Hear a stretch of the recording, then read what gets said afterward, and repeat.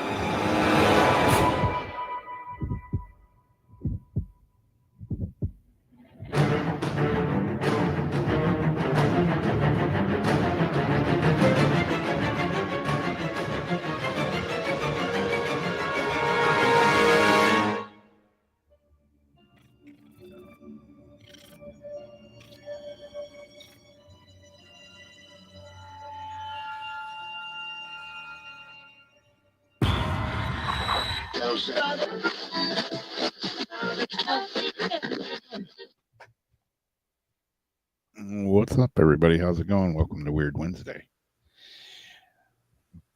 By the hair of my chinny chin chin. Again. How's it going, Jamie? It's going. How about you? It's going. It's going. A little here, a little there. I was getting really interested in what you're talking about. Yeah. Yeah, I was telling Jamie, they've been finding dead bodies around town again recently. No big deal, right? Latest one found partially buried in the woods.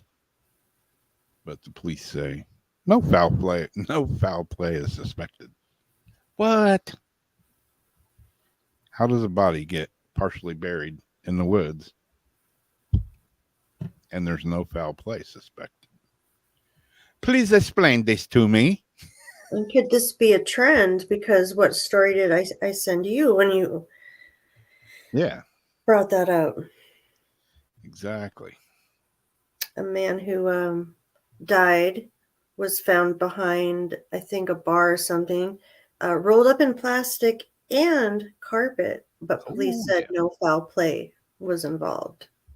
I don't know how you pull that off. I don't know how you kill yourself off and wrap yourself in plastic and a carpet, put yourself behind a dumpster. These people are like so considerate now. They even dispose their self. Exactly. Like when animals go crawl off when they know something, they're about to die, they go crawl off. Yep. I'll just go predispose of myself.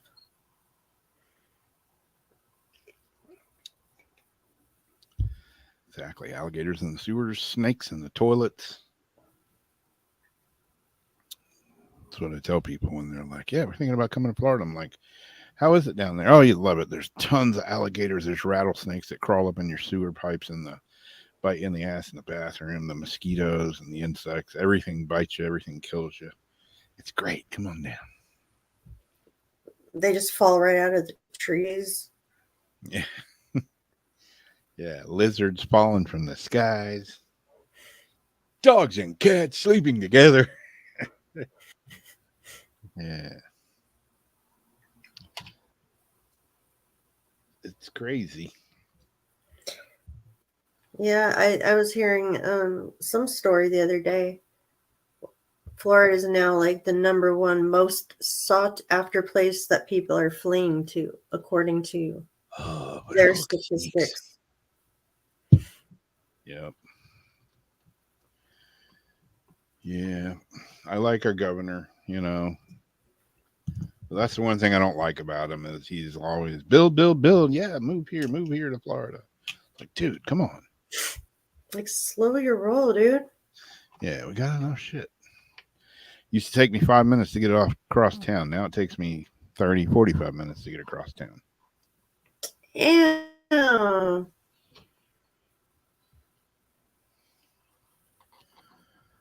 They're building a bunch of new roads that are all going to funnel back into a 2-lane road. I don't really understand how that. take our main road, a 4-lane road, to turn it into 2 lanes. They're doing that out here too. Don't get it. Adding people and shrinking things down. Yeah.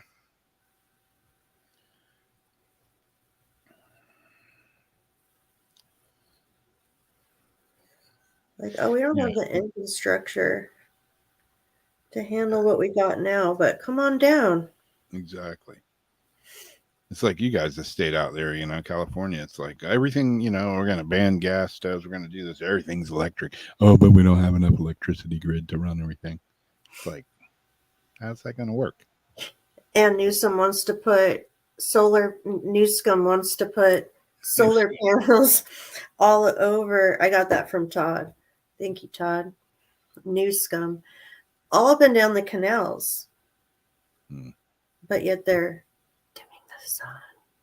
Yeah, That would exactly. have been stupid anyways. They're not dimming the sun. That's false information.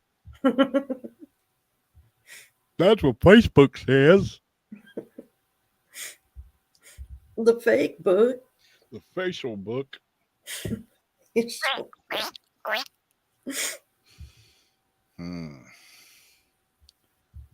Whatever happened to MySpace? Is that still around? I don't know. I think they sold it or they did something with it, but I do still have my page. I tried to hack it like years back. I think I even have a link to it on my fake Facebook. Huh. But I don't think anything really happened when I went there. Like they resold it to somebody or did something. Probably sold it to China. I know it's like a haven for people to go steal information, like grab stuff from. Oh, great.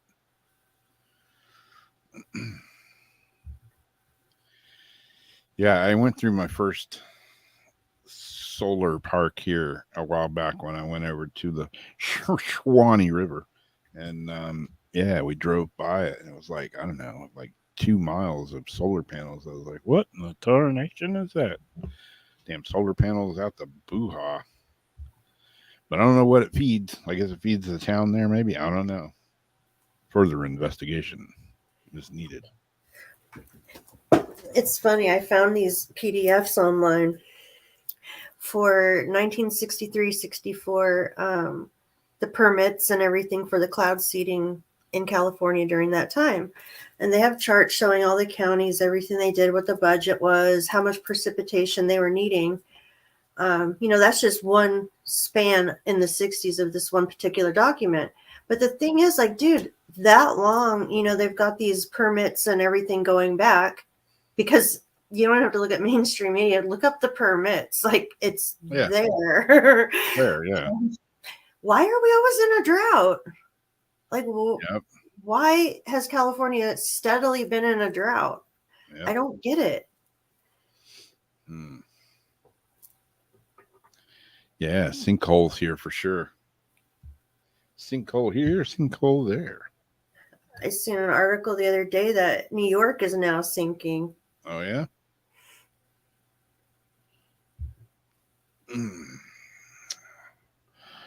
Maybe we're all just going to sink into ourselves, turn inside out. I don't know. I live on a sandbar in a swamp. You live on a chunk of land that's probably going to just fall into the water one day. I'm just going to get covered by water. We're all going to die. We've got the Millennium Tower in San Francisco, which is currently sinking and tilting because it's also built on an old dump. After the old fire, everything got built on a dump on top of it all. The earthquakes and the fires. But yeah, so they've been trying to figure out how to handle that situation for a long time.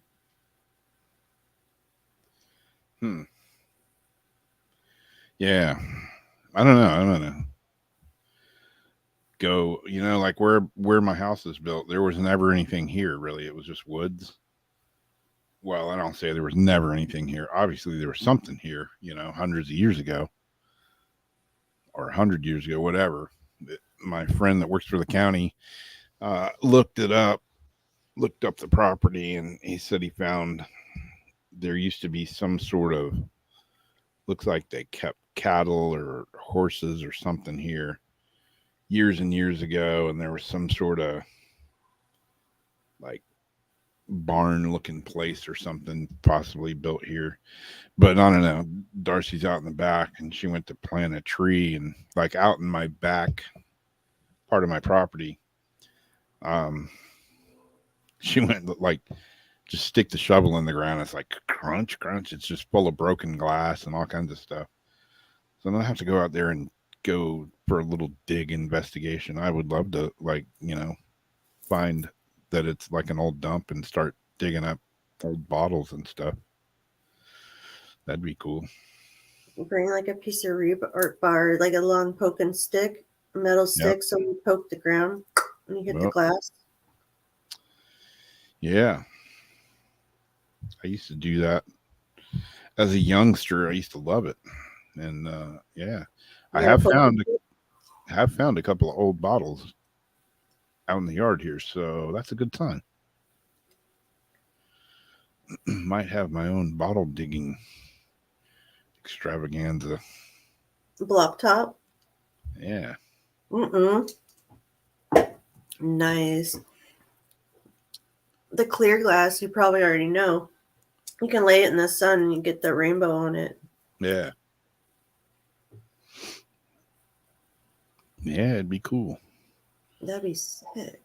I've taken my metal detector out there, and it goes off, and there's stuff like deep, and I found just a bunch of scrap metal and crap like that. I haven't found anything, worth anything, but there's something down there. And there's an old, there's a hole in my backyard that water was coming out of the ground, like a little spring. Well? Oh. So I don't know. May have to go check it out more with a shovel.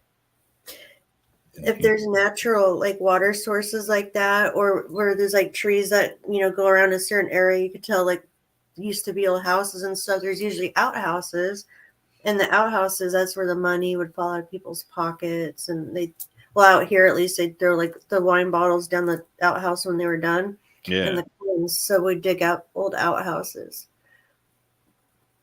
But even a water source, you might find some really good stuff. Yeah, it'd be cool. I wouldn't mind. I used to love digging for bottles when I was a kid. What color glass are the ones that you found? The bottles, the intact bottles that I found are like little clear, I don't know, medicine bottle of some sort. I think one of them is a perfume bottle. So. That's awesome. Yeah. I used to love collecting and getting the little medicine bottles when I go to antique stores and stuff. Those are some of the favorite ones I like to get. Yeah. I like the cobalt glass a lot too. Yeah.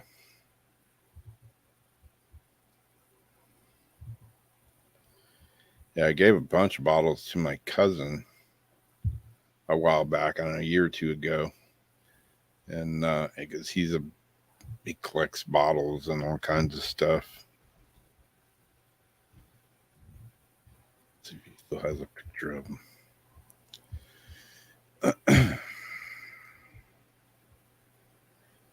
The place I lived out here, I told you about on Tesla, before it was Livermore, was Harrisville. And it was in 1800s. It was a spot where people would cross with the wagons and everything, but they did have a settling town, Harrisville. We have Brushing Peak, an Indian, place and stuff out here too, right by. But I lived on this one piece of property that has a coal mine, coal mine and everything. Oh, yeah. But right by the front gate, we actually found an old schoolhouse. Oh, really? And we found books of the lay of that land to get an idea, where things were located. Yeah. And there were old school, old books, but they're falling apart pretty bad. Some buckles, old pencils, stuff like that. And then there was this brown wine bottle. It still had the cork in it, and this nasty liquid was still inside.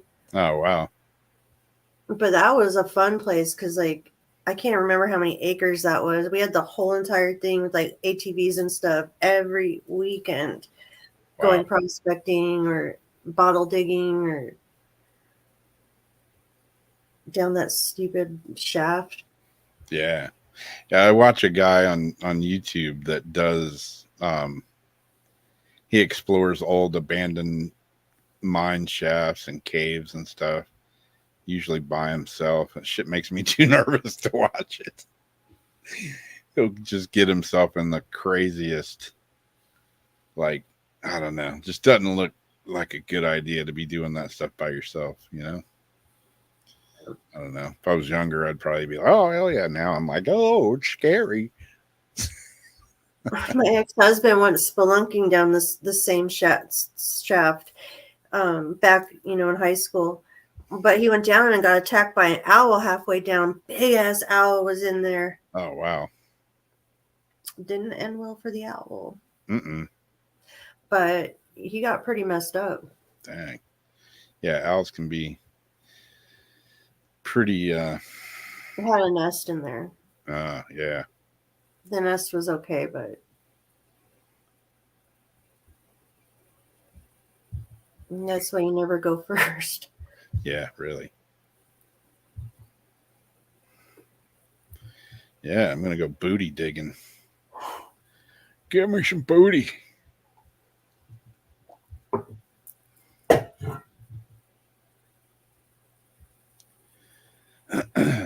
Well, stop that screen share and start this one. Can't remember if I did this or not.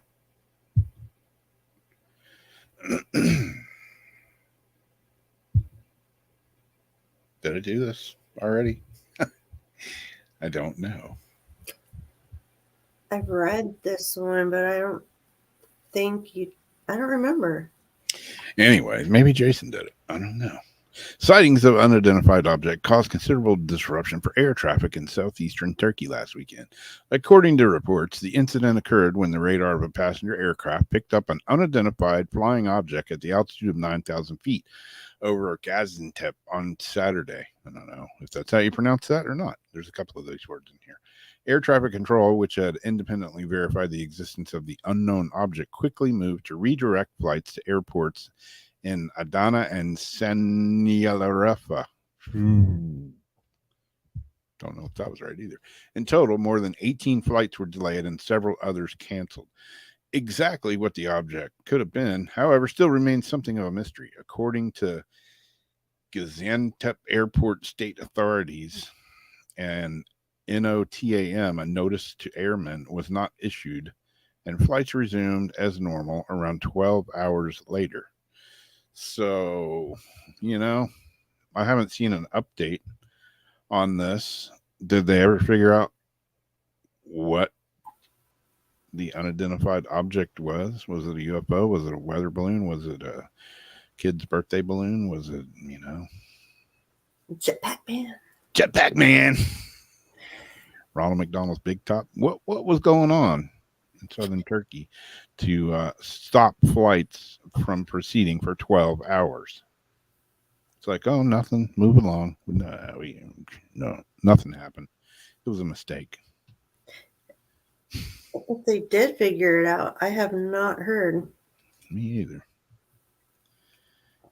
This is the story.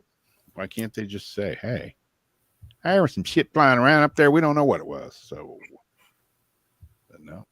Yeah, we haven't figured it out yet. If you guys know, let us know.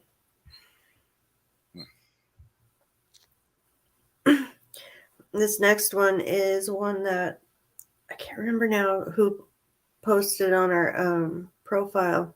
And I tried to validate this story.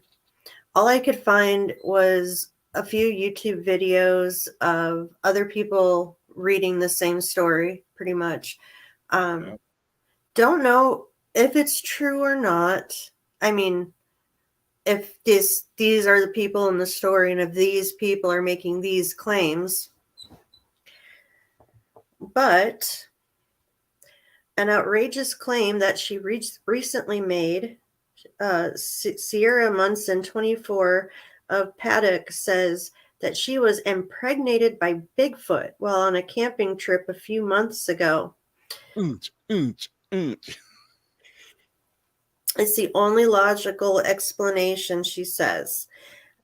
She's been a longtime employee at the Dairy Queen in McCracken County.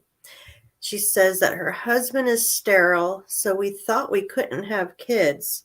Now I'm pregnant, and the only way this could happen is if Sasquatch was the daddy. Huh. And her husband is fully supporting his wife, even though her story sounds a bit far-fetched. She was on a camping trip with her girlfriends a while back, he says, 53. She said that Bigfoot snuck into her tent and had his way with her. I believe my wife. We've been married for a long time, and she's never lied to me. Experts in the scientific community have been quick to voice their skepticism. Dr. Albert Furman, a renowned gynecologist at the prestigious Mayfield Community College, remarked, "From a biological standpoint, the likelihood of interspecies breeding is virtually non-existent. While Bigfoot sightings remain an intriguing mystery, we must rely on factual evidence, not personal stories." Meanwhile, Harold says he looks forward to confronting Bigfoot one day soon to give him a piece of his mind. "I've got some strong words for that Sasquatch," warns Harold, "and he won't like hearing what I have to say, that's for sure." And they claim that this is a developing story. So, yeah, this is somewhat going around. You keep your Sasquatch penis out of my wife's hoo-ha. And I'm not doubting that somebody would even make this up. Like, I totally believe it's possible. I just don't know if this is these people and this is their claim. Yeah, so, I mean, I've heard stories, raped by a Bigfoot. But I mean, wouldn't she know? Wouldn't she know, like, either yeah, or did she just not wake up during the whole thing? I wonder if the baby's going to come out looking like. If this is real, she slept around on the camping trip or whatever she did with her girlfriends that weekend. She got knocked up. He's like, "Well, you're a Well, it was Bigfoot. It was Bigfoot. I didn't screw around. Had to be Bigfoot. Had to Because be. he did happen to have, he did crawl into my tent and have his way with me. So, logical explanation. Yeah. And how is it interspecies breeding if, like, Bigfoot's supposed to be, like, pretty human, like, whatever? Like, what would happen if Bigfoot knocks someone up?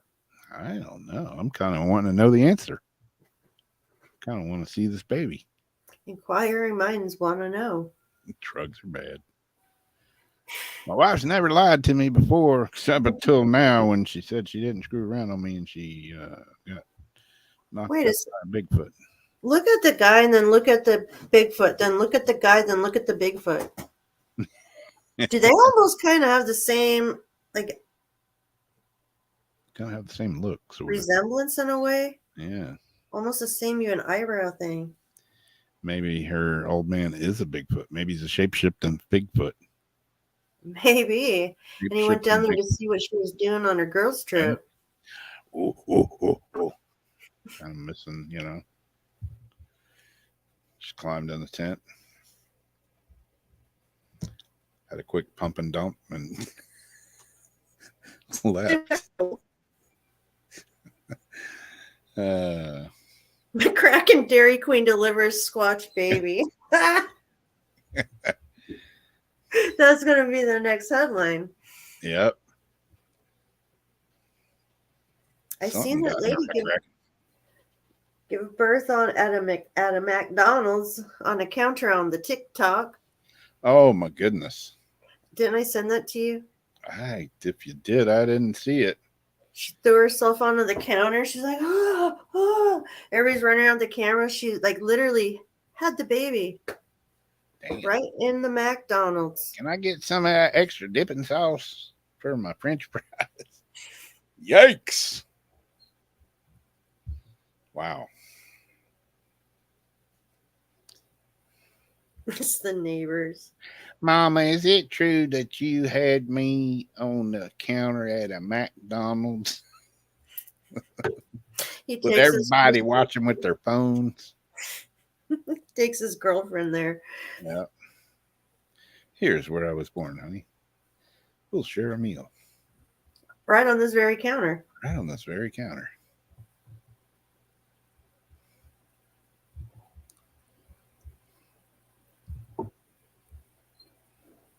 And you know what? TikTok didn't even like blur it out. They didn't take it down. And you saw everything. Oh, And they let that be up there. darn. Yeah, I got whatever taken down that time. I don't remember, it was so stupid. Yeah. Well, aliens have been mutilating sheep and whales. UFO hunter claims. Wait, is he mutilating sheep or whales, or is it sheep in whales? A spat. There's a spat of mysterious sheep deaths in Welsh Cambrian mountains has been attributed to extraterrestrial visitors. Unexplained animal deaths, often exhibiting unusual wounds such as clean-cut incisions indicative of surgical precision, are a phenomenon that has cropped up time and time again over the years. Many of these killings, which have been plaguing farmers in some of the remotest parts of Wales for some time, have been blamed on exotic predatory cats, such as panthers, roaming the British countryside. But now one UFO enthusiast has put forward a very different theory that might be better explaining the phenomenon. Helena Worth, who describes herself as an amateur scientist, maintains that extraterrestrial intervention is to blame for the unexplained injuries typical of these sheep deaths. With cattle and sheep mutilations, it's always very precise cut marks or something that an animal just couldn't do, she said. And there often aren't any footprints of any animals in the area. There's no evidence humans are responsible, so maybe it could have come from above. There is certainly no denying that something strange is going on. Farmers in the region have been reporting unexplained sheep deaths for decades, and there are numerous well-documented cases. Many of these deaths seem to exhibit evidence of surgical precision, not all consistent with feral cat theory, leaving many farmers scratching their heads.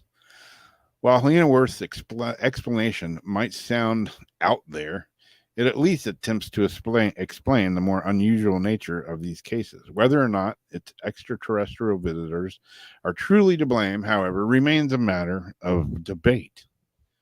So you think it's feral cats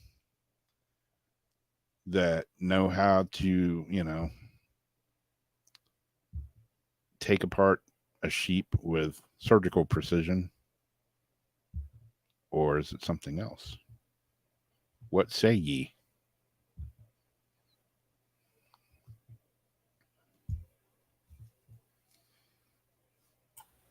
I don't know about that. I know big cats have sharp claws, but I don't think they necessarily have the skills to take apart something that looks like a surgeon did it. And there's no blood, there's no footprints, there's no paw prints, there's no tire tracks, there's no human footprints. Again, it's a really considerate predator. Yeah. It's got to be. I don't know. Whenever, my cats have, in the past, when I've had barn cats and they got the mice, usually the head was ripped off pretty sloppily and the organs sucked out through the neck and laying on a splat next to it. Not very precision-like. Yeah, my dog killed some sort of rodent out here in the yard the other day. And yeah, it was a mess. The dog ended up in the bath because There was giblets and blood and everything everywhere. It was not performed with any surgical precision whatsoever. And there were probably footprints, right? Yeah. So I don't know. I seen that one too. I almost had what happened? Rob. Rob.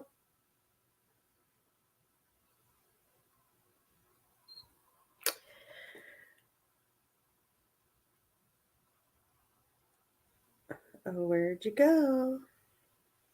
What happened? All right, well, Rob should be back with us in a moment, I hope. There he is. Oh, where are you? There you are. Just sitting here talking, I look up and there's like my screen's gone. I'm like, well, ain't that a bitch? I look up, I'm like, Rob. Just talking away and like nowhere to be found. Jack the sheep herding killer, exactly. I'm trying to remember what you just said now before you got cut off. I don't know. Now we're swapped again. Yep. I was on the purple. Well, I guess I'm kind of on the purple side.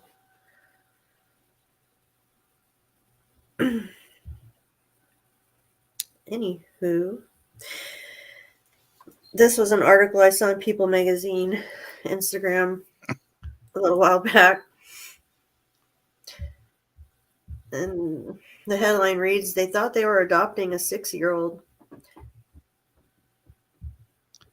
They thought wrong. I've got Bootsy in here right now again, so she is going crazy because she's learning how to play with a string. And she's never got to like be calm and, not be freaked out all the time. Have her own space. Yeah, she's got her own space, so now she gets to act like a cat, doing all these new things she never did before because she's always been so terrified. And she's starting to mistake that string for my wires. Oh. So, yes, they thought they were adopting a 6-year-old, but they said she's an adult sociopath with dwarfism. Sounds like a damn nightmare. Yeah. Michael and Christine. Think you're getting a 6-year-old. You get some little short ass girl with a bad attitude and a drinking problem, smoking cigarettes. Make me something to eat, you bitch. Like that on Family Guy.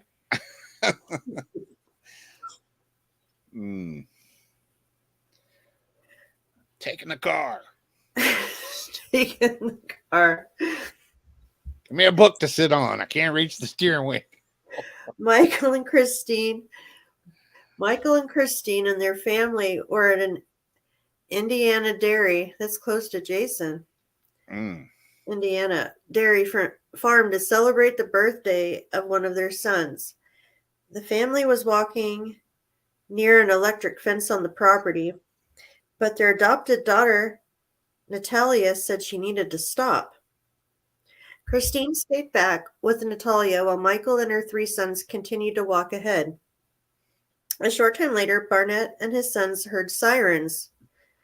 The second I heard the sirens, I thought, Christine is dead, Barnett said. He adds Natalia had been trying to pull Christine into the fence.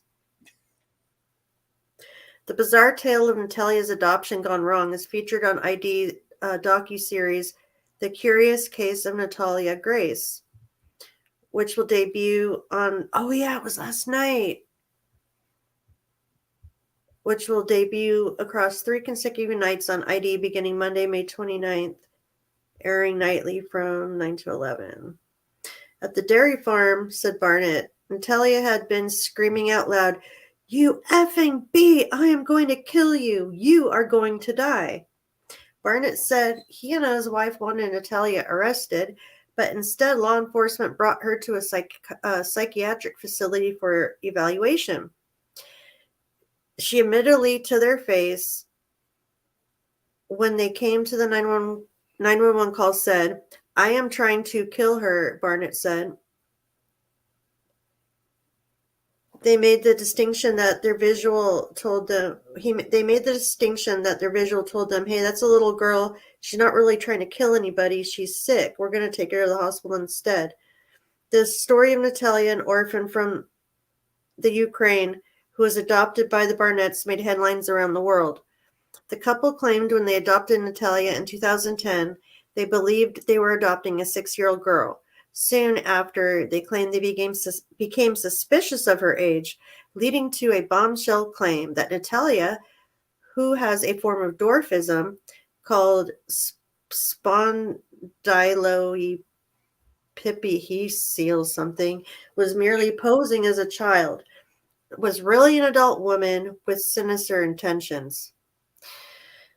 The Barnetts alleged Natalia had tried to harm them and their biological children. The couple claimed that Natalia not only tried to electrocute Christine, but attempted to poison Christine's coffee and placed clear thumbtacks on the stairs face up so that she would step on them. In 2012, 2 years after Natalia was adopted, the couple petitioned the court to have her age legally changed to 22, changing her birth year from 2003 to 1989. The following year, the couple moved with their 3 sons to Canada without her, leaving her alone in an apartment in Lafayette. The Barnetts later divorced. They were charged with neglect of a dependent. Prosecutors couldn't charge the couple with neglect of a child because Natalia's court-ordered age change. Natalia testified during Michael's trial, saying she didn't want to live in Lafayette. I wanted to be with the Barnetts, she said. I wanted to live with them. Michael was found not guilty of 3 counts of neglect and conspiracy to commit neglect of a dependent.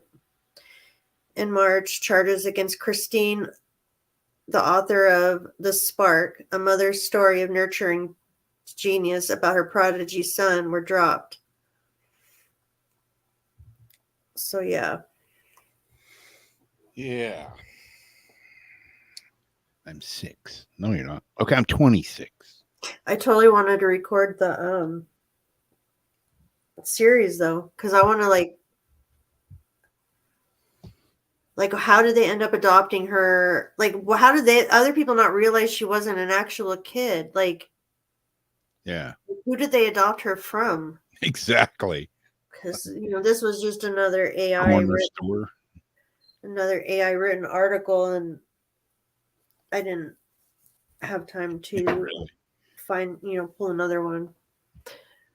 Yeah. But I've got a lot of questions still that didn't really, answer too much. I just don't see how something like that can happen. Now, like, hiring somebody, I could understand. Sideshow Sally. Wow. Like a Lifetime movie. 6 and wears a bra. Fills it out. And probably, needs Telling you. impacts. Get her there. Like, oh, isn't she cute? Give me a cigarette. I think there was a mistake made. Like, did people just see her by herself somewhere and just thought, like, oh, where's going to take you to our orphanage? Or, like, how did this even, did she check herself in? I don't understand. Debbie watched it. Oh, you did? She was adopted and returned before she was originally from Ukraine. So how did she get out here? With a sideshow. Traveled with Krusty the Clown. Oh.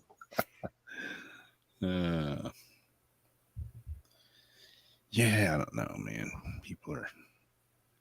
She was adopted by the couple on the show in Florida. Go figure. No kidding. Damn it, Florida. Damn it. I thought it said Indiana.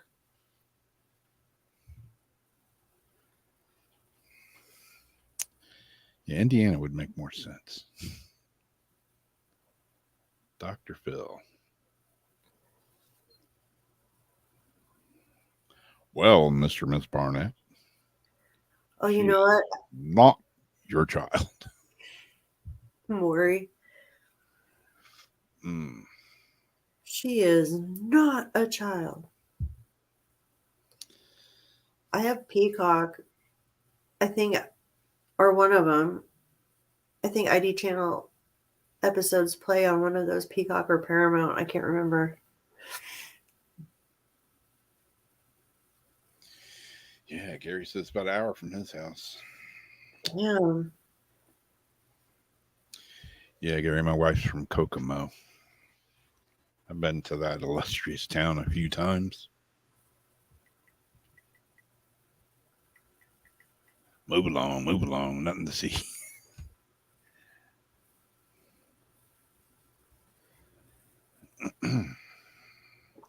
I saw brown snow in Indiana there. That wasn't very exciting at all. She was actually born in 2003, according to her birth mother. They interviewed her birth mom. But I identify as a 6-year-old.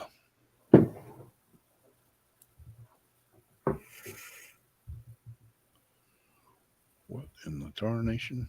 I don't know, man. How can that happen? How did she get here from Ukraine? I just don't understand. They shot her out of a cannon. Wow, I swear to God. Flying like super midget.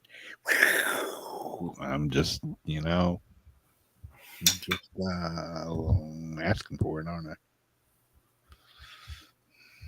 Beach Boys had a song, Kokomo. Yep.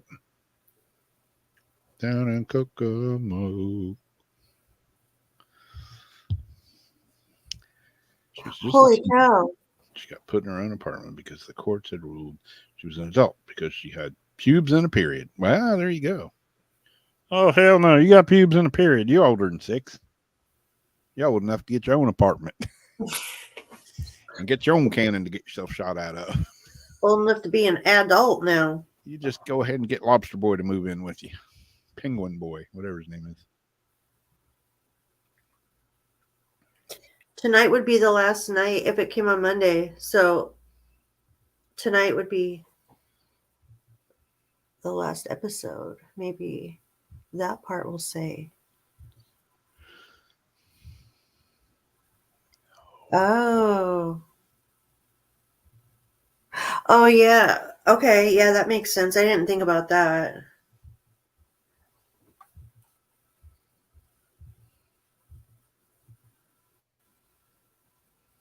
I used to watch that. Was it The Little People? Yeah, The Little People. With there were doctors. They had the baby Will. Not the little. It was the one where there's the mom and the dad, and then they adopted the 2 kids. One was Asian, and the other girl was Indian, and I can't remember the countries they're from. But the mother worked at Texas Children's Hospital. She's a doctor. I forgot all their names, but the babies were adorable, but they were small too.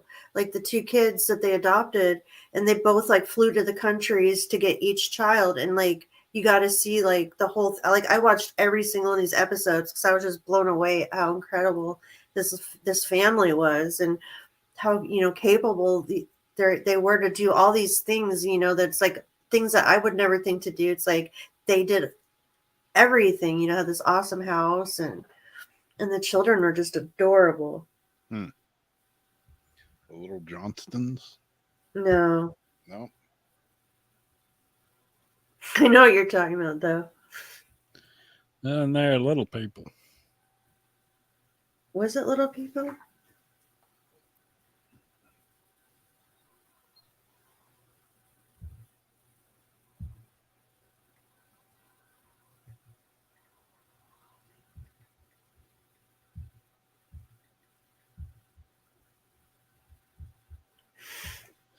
Okay, finally, after 10,000 clicks, I finally got the screen to share.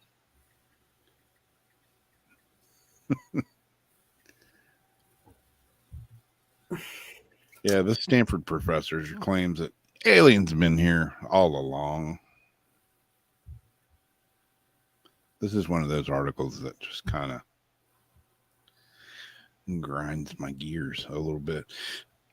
Pathologist Dr. Gary Nolan remains adamant that aliens have not only been to Earth already, but they are still here. The question of whether we are alone in the universe remains one of the biggest philosophical conundrums of our time. While it seems almost inconceivable that our civilization is alone in the cosmos, the fact still remains that we have yet to see any evidence to the contrary. Oh, so you say. But while astronomers have set their sights firmly on searching for evidence of alien life out in space, Stanford pathology professor Dr. Gary Nolan has his set much closer to home.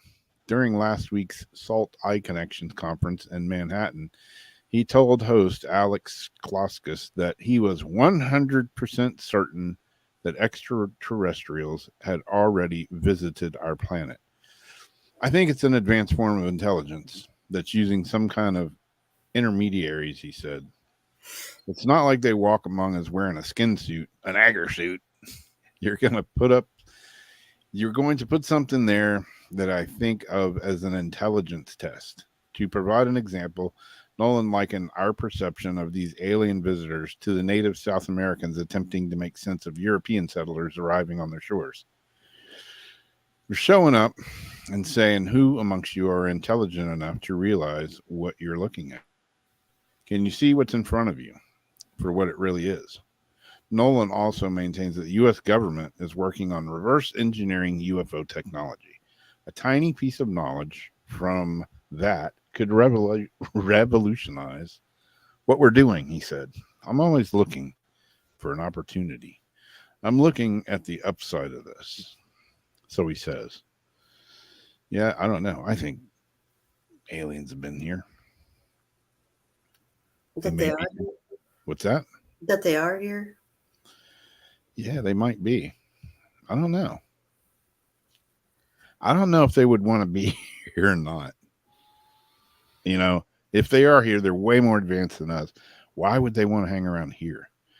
But I do think, like anybody cares, I do think that even though they're way more advanced than us, obviously, if they can come and go and get here and do all that without us knowing or finding out, but I do think that we have something that they want or need or are dependent on, or at the very least are extremely curious about.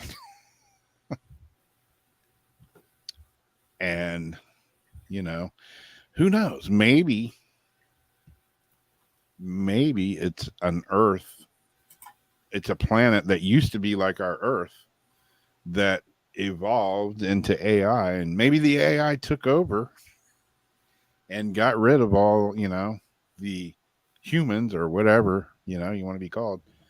So maybe they're kicked off their planet. Maybe they're looking for, I don't know. It's confusing. I don't know what I'm talking about. I'm listening. Could that maybe be why Mars has all that evidence of like humanoid type, you know, old robot parts and laying around perhaps? Yeah. I don't know. It's just, you know, I don't know what rabbit hole you're jumping down. There's a resource here that they want or need, or there's something in our DNA or our, you know, who knows what. You know, you've heard all kinds of stories that, you know, they can't reproduce. That's why I abduct our female women to, you know, I don't know.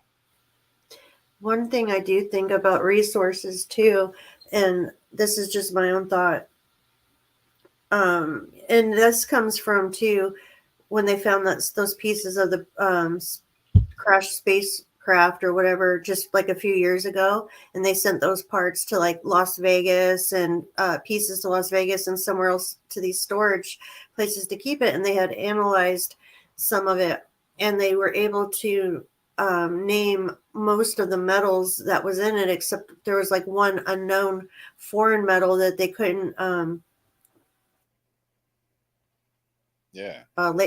label whatever, and that it had like a outer coating, you know, to hold the heat and all that. Well, I was thinking, you know, they probably are always over fields and stuff, like sucking up the gold, or maybe they are like harvesting gems or gold or metals from our earth Yeah.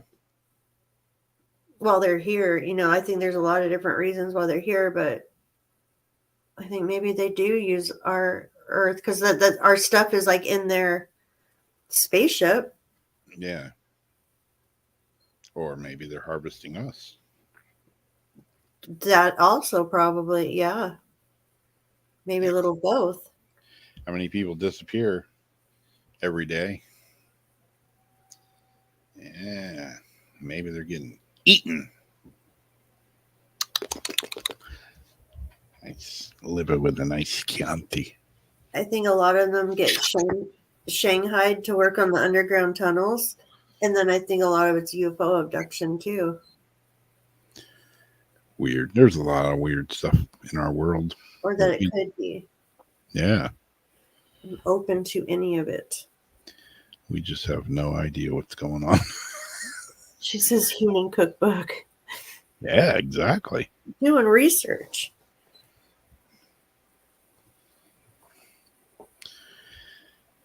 I almost did that one too. That article that you just read. This is one that I saw trending a few days ago. A nun's body is still intact 4 years after her death. I saw this, and at first I thought it was Whoopi Goldberg. From that whatever, the Sister Act or whatever she did. Yeah. That damn Whoopi. Oh, and that's not Whoopi. Sorry. I can't stand Whoopi. It's too bad it's not Whoopi. Indeed. Hundreds of people in the U.S. have traveled to a monastery in a small Missouri town to view a nun's body that seemingly has no signs of decay 4 years after her death. Sister Wilma Lancaster was the founder of the Benedictine Sisters of Mary, Queen of the Apostles, a monastery in Missouri. Lancaster's body was exhumed on May 18th, so it could be moved to its final resting place in a chapel 4 years after her death in 2019. But when the coffin was opened, Lancaster's body was intact with almost no signs of decay. Lancaster's body had never been embalmed and was buried in a cracked wooden coffin that exposed her corpse to moisture and debris. We were told by the cemetery personnel to expect just bones in the conditions, as Sister Wilma was buried without embalming in a simple wood coffin, said one of the sisters who asked to remain anonymous. Exhumers found a layer of mold on Lancaster's body, likely due to condensation in the cracked coffin. But a little of Lancaster's corpse or her habit decomposed while she was buried. What's her habit? What's the habit? All right. Maybe she. I don't know. Like what she was wearing, maybe? Is that called a habit? I guess. Or is this like an AI typo? In Catholics, Catholics is, how do you say that? I can't even talk. Catholic, yeah. Schism. Bodies that defy the decomposing process are known as incorrupt, which is a sign of holiness and later justification for sainthood. The process for sainthood has not been started for Lancaster, said the bishop. More than 100 bodies have been incorrupt, reported Catholic news agency.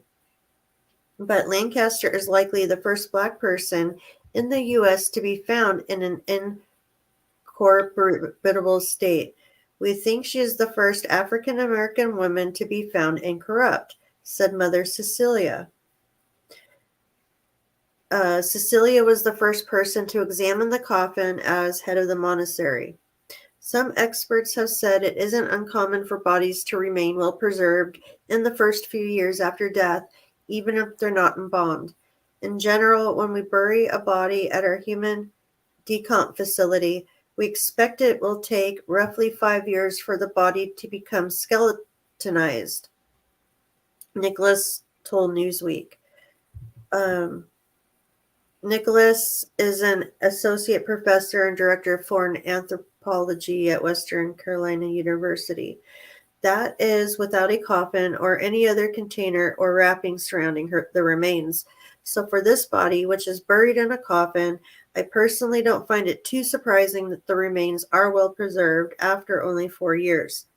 Still, news of the exhuming spread via social media, with hundreds traveling to Missouri to view the body. Lori told USA Today in an email that the viewing was an incredibly rare opportunity to see the hand of God at work. Not many people can say that they touched and prayed over the body of a saint. I believe that the thousands of us that made the trip to Missouri this week can now say that we have. Royce Hood, who hosts a Catholic radio show, traveled with his wife and their 6 kids to view the body. The drive was over 5 hours. I feel like people are like, wow, we need this right now. There's so much chaos and darkness in the world. I think God is giving us little graces to remind us of what is to come and what's waiting for us. Lancaster's body will be moved on May 29th and encased in glass in the chapel, where visitors can continue to view it. So, I think, I have no idea if she's a saint or not, but if people believe she is, and they feel that praying over her, whether she's a saint or not, and she is a holy person, she's a nun, Yeah. is bringing them any sort of comfort or anything. It's not hurting anybody. Yeah. Don't know if I'd drive, my 6 kids 6 hours to go see a dead nun. But hey, that's who am I to judge? Get in the car in and go see a rotting nun. Yeah, load them up, kids. We're going to see a dead body. Oh my goodness! Make sure you get your touching hands ready. When they touched it too. Oh wow! Yikes! But to each their own. If that's what they want to do. I don't know. I believe what the guy at the human decomp field says. They do this constantly. Yeah. So I kind of believe what he's saying. Because it does depend on the conditions and everything too. Yeah. Like decomp where you're at is way different. Yeah. Yeah. I don't know. The thing, I just, there's a story here in St. Augustine that this reminded me of when you said they were going to put her in a, encase her in glass in the church or whatever. They did that to a guy here. That's one of the famous stories that went around here. There's a little chapel in the Talamato Cemetery here in St. Augustine. And as an attendee in a holy and prominent funeral in the late 19th century, you have certain expectations. You expect the body has lied in state for a time, and all mourners have the opportunity to pay their respects. You expect the deceased has been taken care of with the utmost concern and consideration. And most of all, you expect that the funeral will go as it invariably does, smooth, without dramatics, timely, and well, and sanitarily. But for the Bishop of Barat, the first Roman Catholic bishop in the Diocese of St. Augustine, however, was unfortunately not as well thought out as the plan expected. The Florida heat, you see where this is going? The Florida heat in the middle of June was scorching. And to keep the bishop's body lying in state long enough for mourners to visit, The pit was made in the ground and lined with sawdust and ice, and the bishop's body was inserted. An expensive iron face-plated casket was the only option for the well-known, beloved, studious man, and the best would be afforded for him for all his work. Well, they put all kinds of things in there, bread dough, left in the sun to rise, and long story short, the guy exploded. It's when you said they're going to put her in a glass case, I just hope it's temperature controlled. They don't let the sun get to her. Because she's been like in perfect state now. Now they're going to bring her out. And they're going to put her in a gas case. A gas case. That's what it turns out to be. That's what it is, because she hasn't been. Yeah. It's going to be in a gas case, and, gas is going to expand. And That's why bodies float. That's why when people try to weigh a body down with just like one, I can't think of the word again. I can't think tonight. A concrete brick block. Yeah. That the body will actually float back to the top because the gases build up and will pull the whole chain, rope, cinder block up with it. Yeah. Wow. That would be gnarly. Yeah. Exploding. Oh gosh, if kids came to see that, like 6 hours. Yeah. Goes the bishop. Supposedly the bishop, there was bishop giblets everywhere. And imagine the wafting aroma of pleasantries that were with it. Emitting from that. What you call gnarly. Mm-hmm. That is savage. Yeah. Damn. Well, this one is not exploding corpses or anything like that.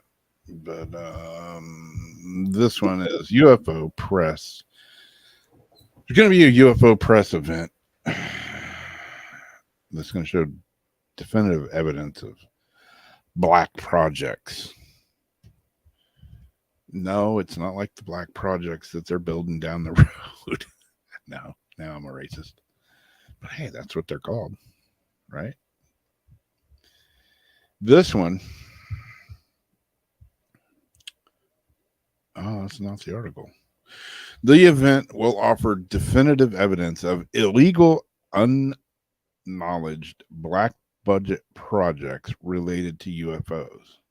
The event, which is scheduled to take place on June 12th, will be presented by a celebrated UFO researcher, Dr. Stephen M. Greer, who will also be joined by several government whistleblowers, including a Marine who allegedly witnessed a man-made UAP in Indonesia in 2019.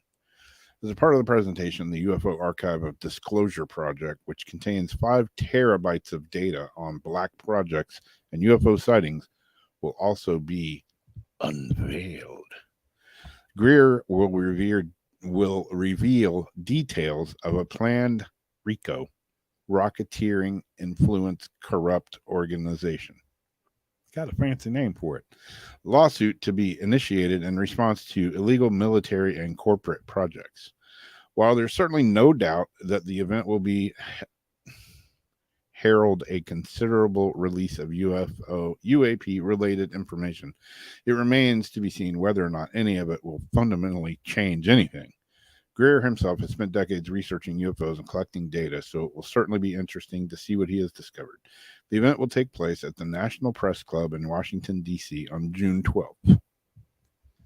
So keep your eyes and ears out for that one, because, it'll probably be, a bunch of people talking about this stuff and sharing evidence, and then they'll go kill themselves probably. And there'll be nothing to see. Yep. Sweeping under the rug. They'll end up missing. Yeah. So who knows? Stranger things have happened. Indeed.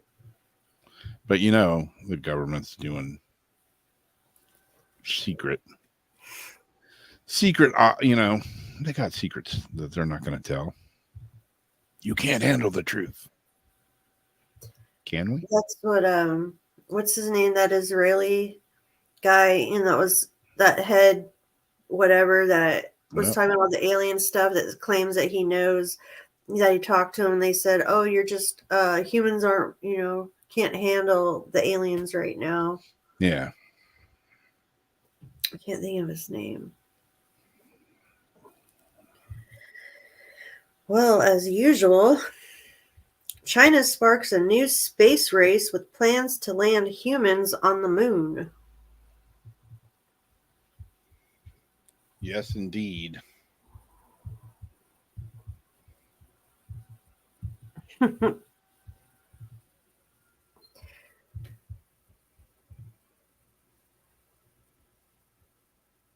a move that is sure to stir up memories of the 20th century rivalry between the United States and the Soviet Union, China has revealed plans to land an astronaut on the lunar surface by 2030, meaning that it will now be directly competing with NASA's Artemis program.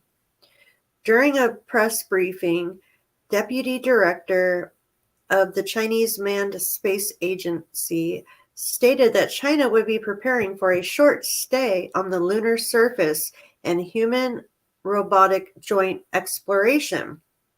We have a complete near-Earth human space station and human round-trip transportation system, he said, noting that a fourth module for the Tiangong space station would also be launched at an appropriate time to advance support for scientific experiments and provide the crew with improved working and living conditions. While the exact timetable of China's moon endeavors is unknown, NASA is currently aiming to land the first humans on the moon by 2025, in parentheses, since the Apollo program, though this may yet be delayed. Big surprise. If they take too long and China progresses quickly, there's a remote possibility that Chinese astronauts could land on the lunar surface before NASA does. Even so, China seems to be keen to collaborate with the U.S. whenever, where possible. Our country's consistent stance is that as long as the goal is to utilize space for peaceful purposes, we are willing to cooperate and communicate with any country or aerospace program. Sorry. It's okay. Was that your? I almost thought that was a ghost box for a second. Well, yeah, it's my mixer board. Personally, I regret that the U.S. Congress has relevant motions banning cooperation in aerospace between U.S. and China. I very much regret that personally.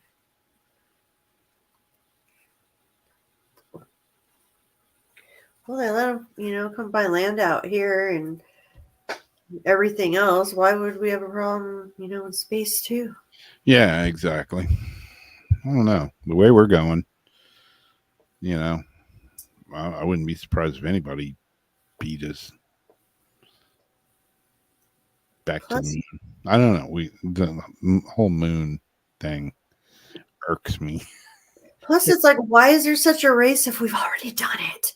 Yeah, exactly. We have a flag up there and shit, or had a flag up there. Yeah, where is the flag? That's what I always thought too. Like, did it just fly away in gravity, or whatever happened to that flag? How come you never see a rover be like, oh, there's the flag, and have a picture of it ever? Or ice when it goes by, you never see a flag. Yeah. Yeah, it's like we got pictures of it. What do they pack back up and take it with them? Yeah. Supposedly they left it there. Well, how come there's no pictures of it? We haven't been back to the moon, but we've had stuff go by the moon. Hey, take a picture of the flag, just for old time's sake. Nope. Okay, so this wiki, I can't see the date just yet, says due to the resolution of the LRO cameras, shadows from the fabric of the flag can be seen, but the pole cannot, showing the flags did not disintegrate entirely. A photo review of the Apollo 11 site shows that Aldrin's observation that the flag fell over was likely correct, as no flag was seen in the images. Yeah, it conveniently fell over. Right. Get your ass back up there and stick it in the ground properly. Go back and fix it. Exactly. This article says, poops, flags, and golf balls. Here's all the stuff left on the moon. Yep. Hello, people. Why can't I see the flag on the moon? Exactly, Gary. We went to the moon in a spaceship with a CPU as fast as a crappy calculator. Exactly. And we can't get there again today with today's technology. That just bewilders me. That's why I have an issue with the whole thing. So this little astrology site, somebody asked again, why can't I see the flag on the moon? In 2023, somebody says, oh no, Bootsy. Uh-oh. No telescope on Earth or in Earth's orbit is large enough to see the flags on the moon left by the Apollo astronauts. A telescope on Earth would have to be... Okay, but if it fell over... Why don't you just say that? Why would you say no telescope can see the flags? And why is it plural? Was there more than one? I don't remember. And no telescope here is strong enough to see anything on the moon yet. Yet we can see shit a lot further away than the moon with the Webb telescope. Yeah, and people have like really good cameras and get way into them craters and stuff. Yeah. I see these guys on TikTok with their I have to go do something with this real quick. Yeah, are you giving an article? Yep. All right, I'll be right back. All righty, Ryu. Yeah, I don't understand the whole moon thing. You know. Yeah, we went there with a shitty old spaceship made out of duct tape and tin. And then baling wire and a calculator for a CPU.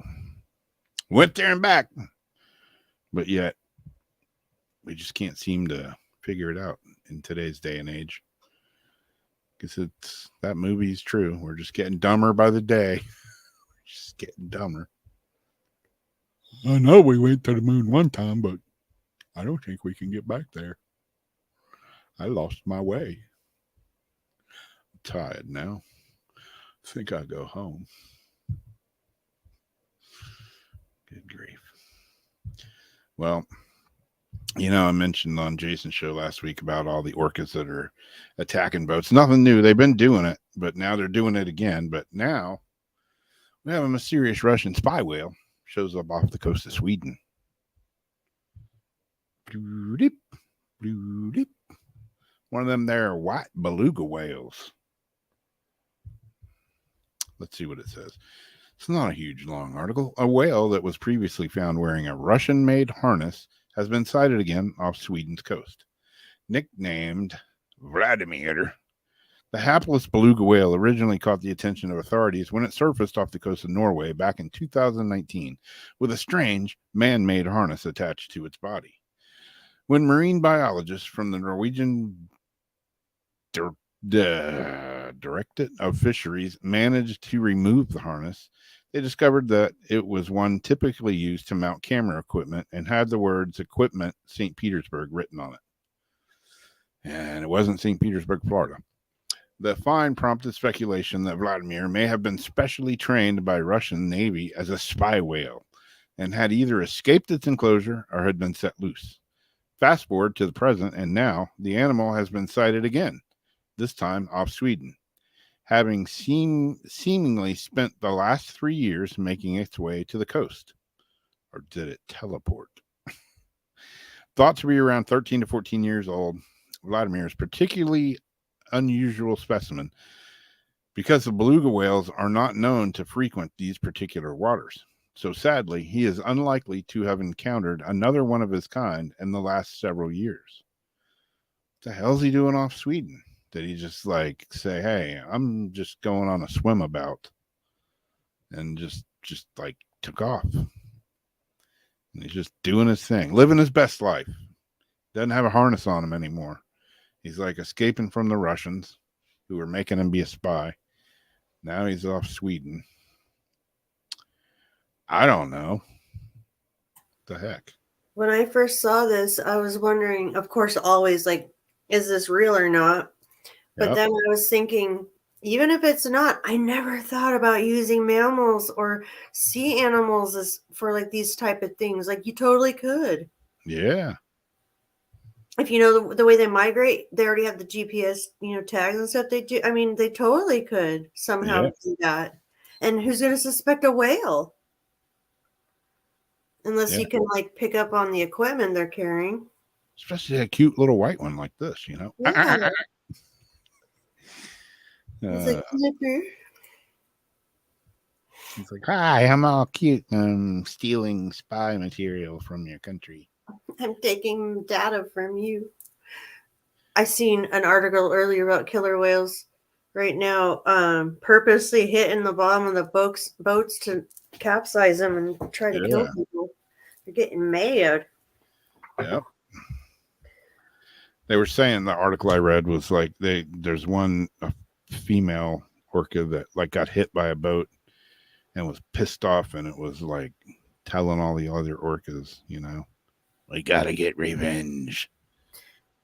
Humans are trying to kill us. That's actually what I did think when I was reading, about that. I thought, I wonder if they had some sort of like a run-in or something. They knew, like, screw these boats. Yep. It would suck to just be out on a Sunday sail and like get attacked by a herd of killer whales. Like, hey man, I'm on you guys' side. Seriously. Suck to be swimming and then be chopped up in the propeller of a boat.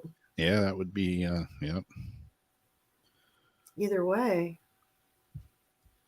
Could you imagine you're just like chilling and all of a sudden you're just like knocked the frick in the air? Dun, dun, dun, dun, dun, dun, dun, dun, dun. Like, what the hell? We're gonna need a bigger boat. Like, what's that on the fish? Ah! I like to go swimming with bow-legged women. Eyes like a dog. Black dead eyes. Well, this last one. A pizzeria offers to delay payments until after the customers die. Wow. How's that work? To life. Well, Do tell. a New Zealand-based pizza chain is offering an unusual proposition to customers. Buy now and pay when you die. Hell Pizza announced the Afterlife Pay promotion.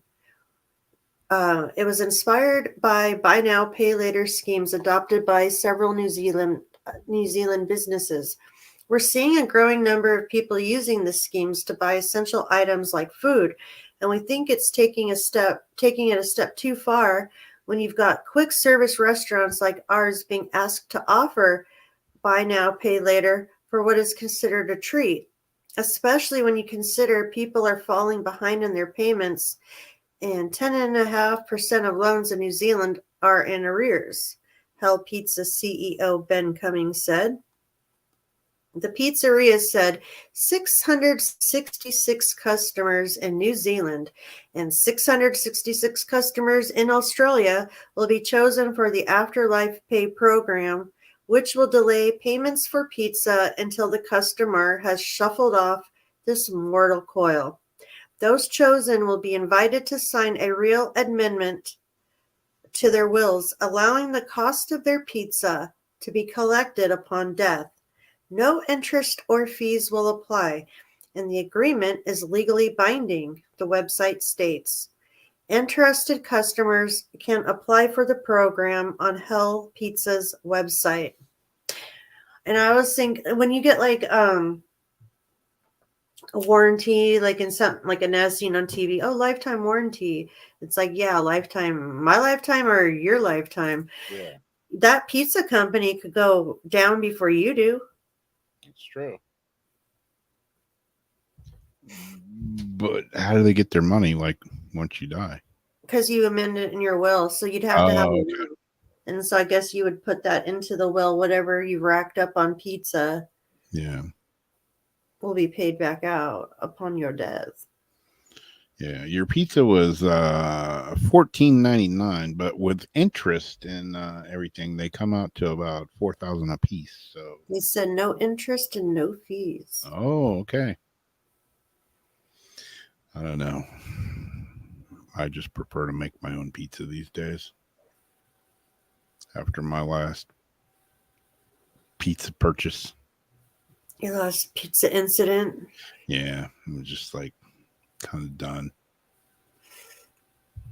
kind of over it. I'm stuck on them tortilla pizzas, man. Yeah, Like at least 5 times a week.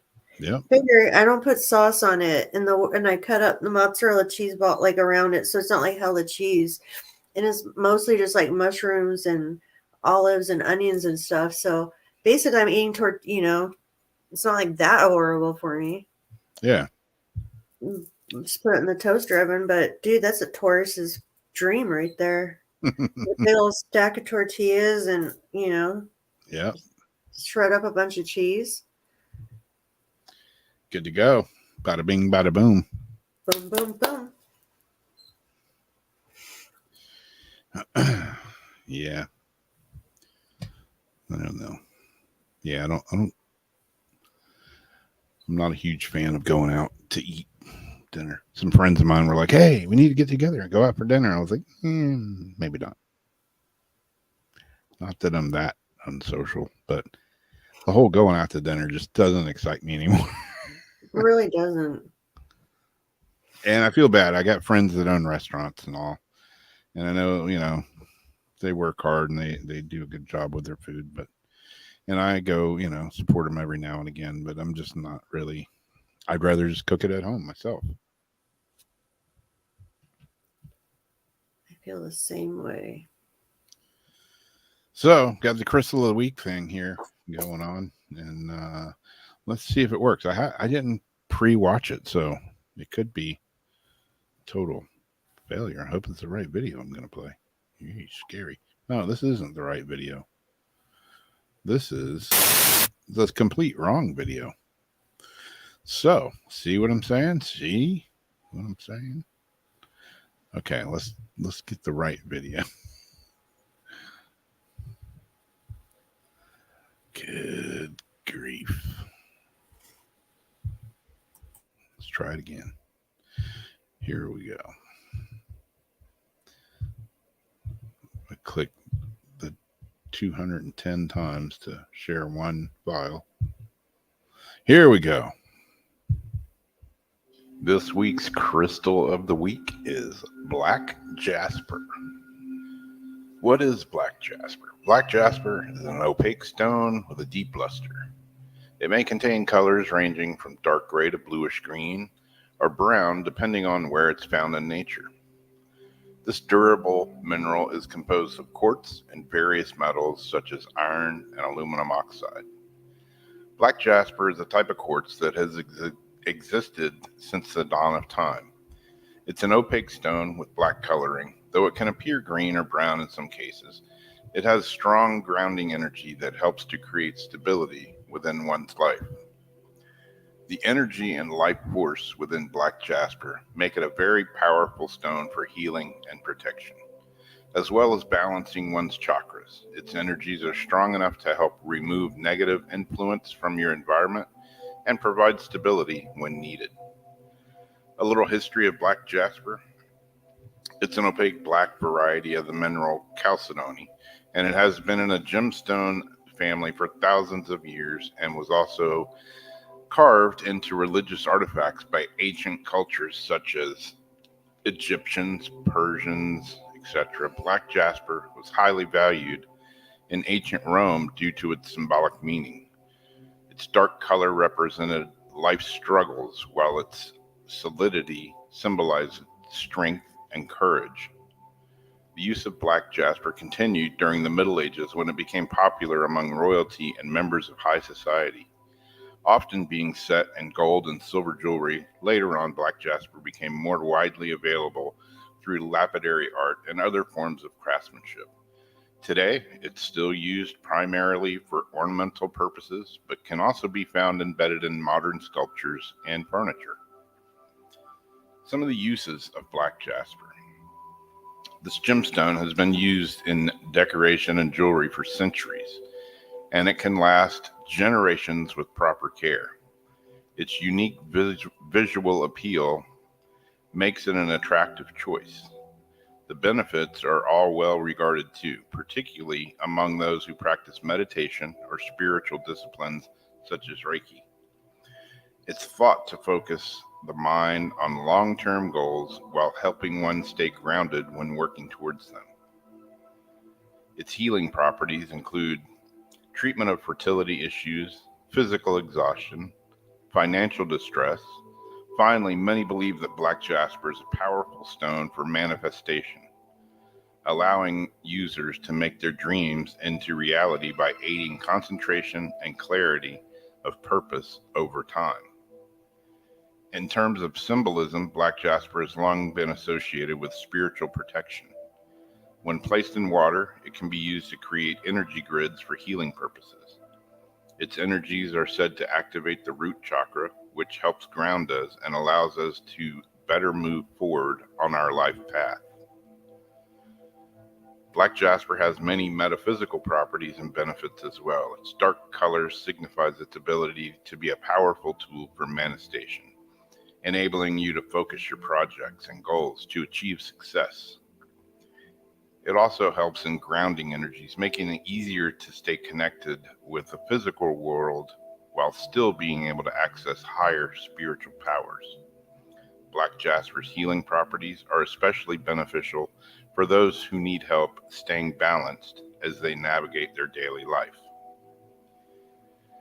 A good place to put black jasper, it can be placed in areas of the home or office that may feel chaotic or imbalanced, and it's believed to have a grounding or stabilizing effect on the environment.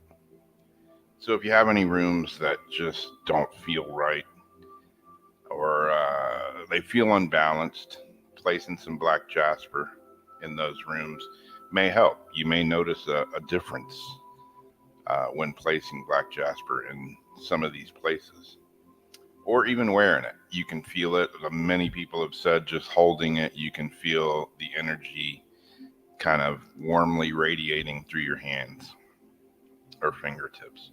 So there you go, a little bit about black jasper, this week's crystal of the week.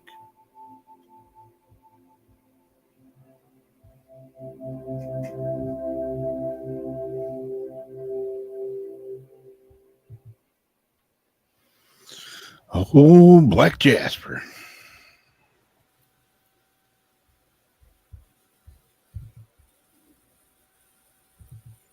Oh, is that what that is? It fits in my There you go.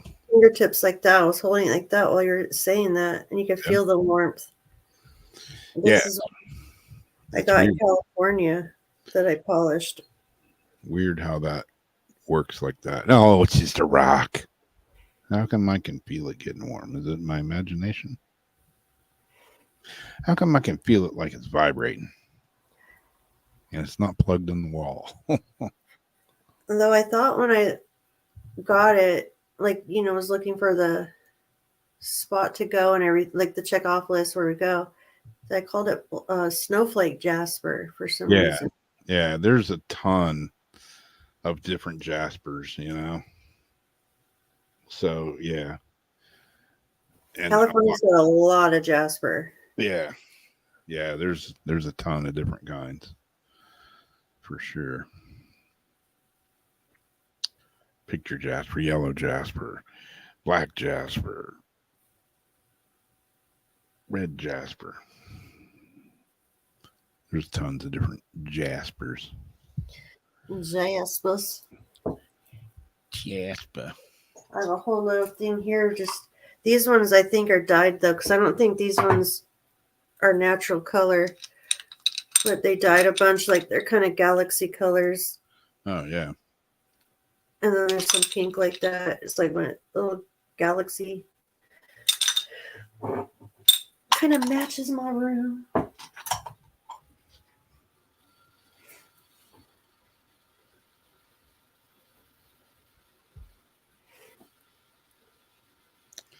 I was gonna try to run the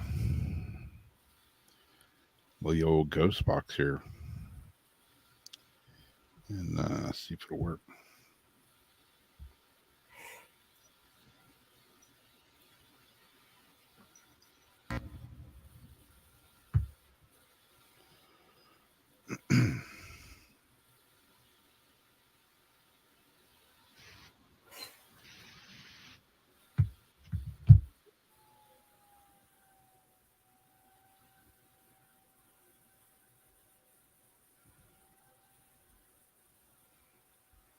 Do you have black Jasper? Yeah, me. Mm-hmm. Mm-hmm. Yeah. Don't know why it's not working. There it goes.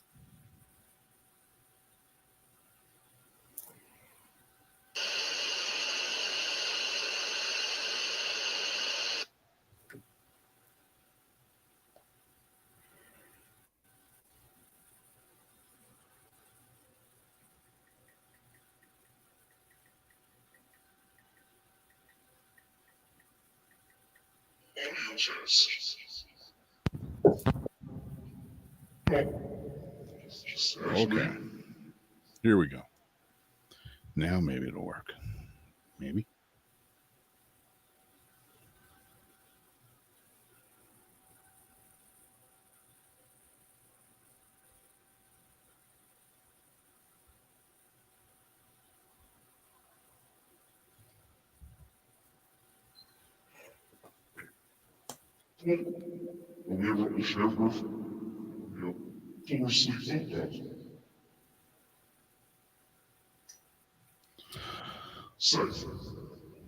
Okay.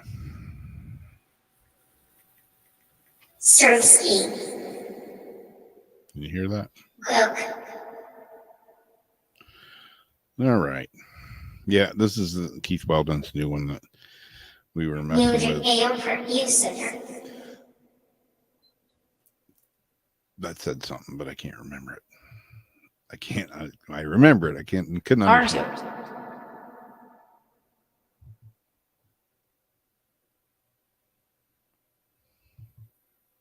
For sure. So if you guys didn't see Paranormal Soup on Sunday, this Of is course. Keith Weldon's, what is it, Necrometer? Yep. And it's just chopped up audio.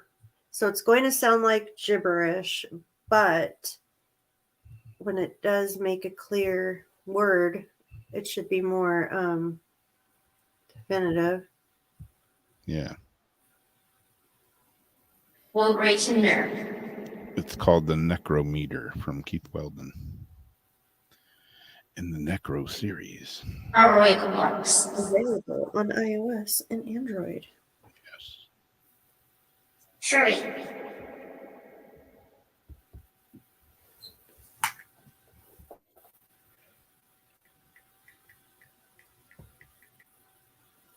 Leader.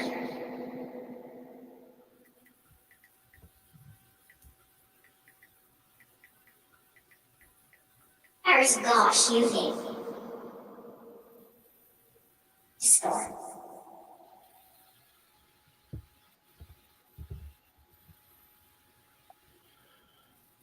Do you have anything to say to us this evening, spirits? Yes, thing. Hot crocodile. So this is new software, and you guys have to somehow manipulate it to say your words. So however you guys do it, if you want to Oh, you're give us, what? Say if you can go, in there and talk to us.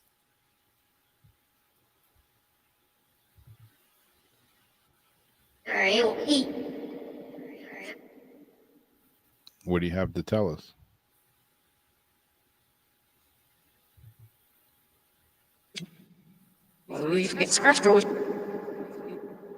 If you keep playing with it, you should be able to have it come out with clear words. Or however you talk through the other ones.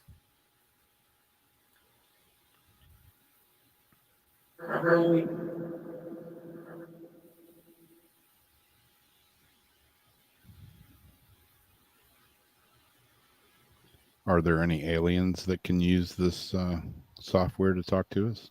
Any extraterrestrials?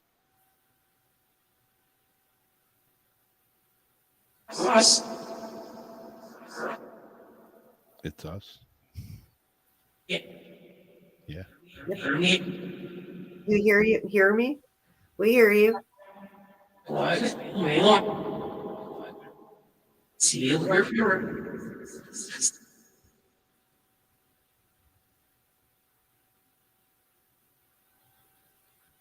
Can you hear us?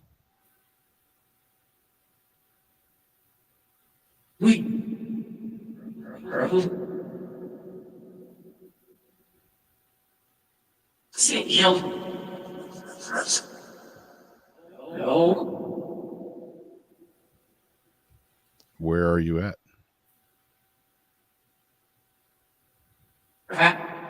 Yeah, first a second.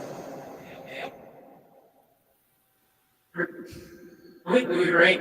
Are you leaving this room? Right. In this room. We leave this room in this room. Teach me. Teach me. Did you say teach me? That's what it sounded like. What? Up sweet real. You might be warming up.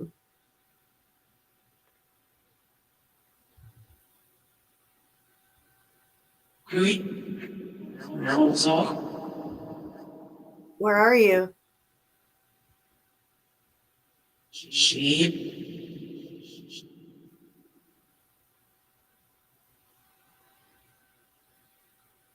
They might be in there with you, Rob. Okay. We're slightly. Nurse.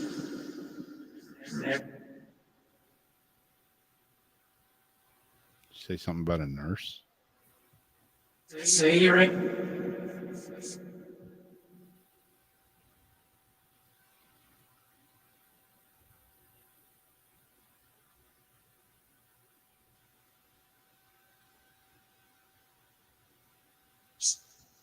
Please,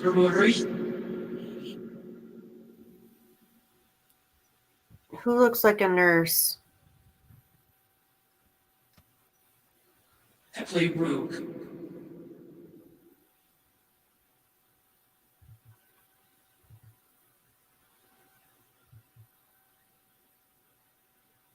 Are Okay. you talking about the nun? Are you talking about the nun we were looking at? Najesh.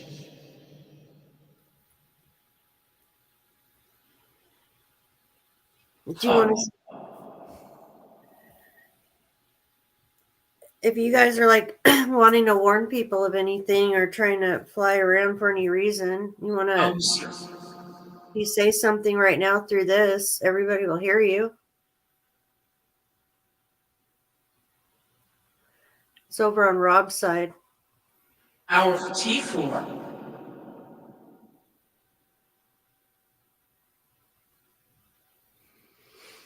T4?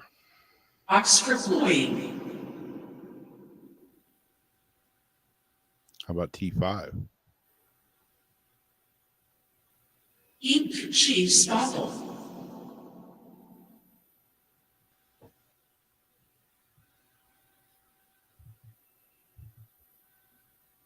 For fun.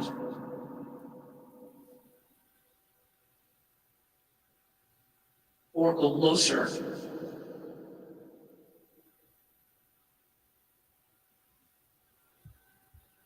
So that has no sweep rate or anything, right? Yeah, Or it does. Floor was moves away. Yeah, it has a rate button or a rate bar. Okay. A gray color. Yeah. Right there. Go check the east set.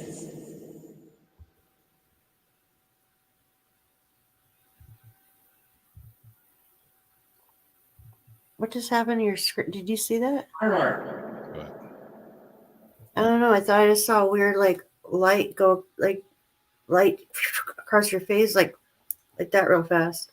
A walk. Bullshit, Dickies. Oh yeah, I wonder what the closed captioning looks like. Erica. Erica?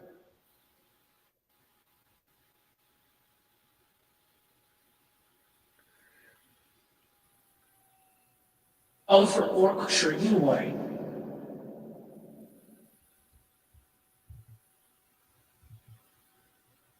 I'm making a bug in my kitchen. Stewart down. Is that what kind of bug you're talking about? My ginger bug? Step. Kind of looks like spit up.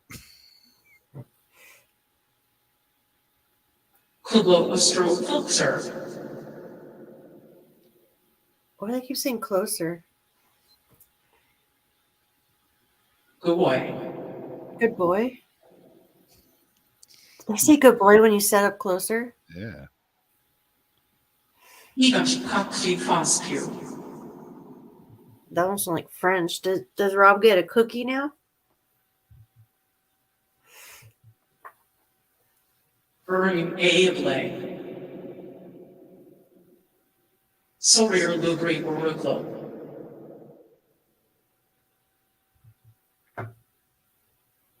Question Arcosofa. What do you think about China digging that big hole through the center of the earth? Of the Lord of Doubt. Think that's a good idea? Should we be drilling into the core of the earth? Azers of A. Q. Can you use this to make words that we understand? Because we don't understand anything you're saying. If there's anything you want to say that we can understand, it's on Rob's side. And you talk through that the same way you guys talk through the other things. It just might be harder, however you do it.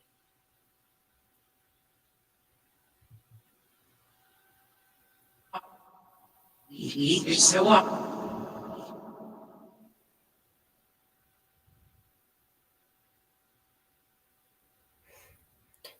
Do you remember can you tell us what type of rock or crystal we were talking about? The rock we were talking about right before?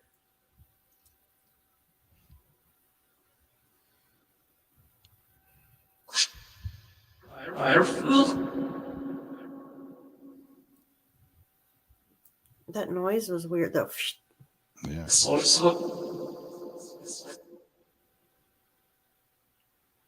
It's Jasper. Can you say Jasper through that machine, please? If you want.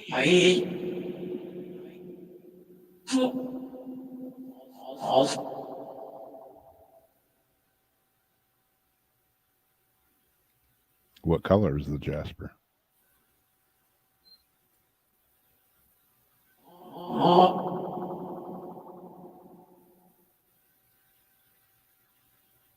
Those little bubbly sounds are weird.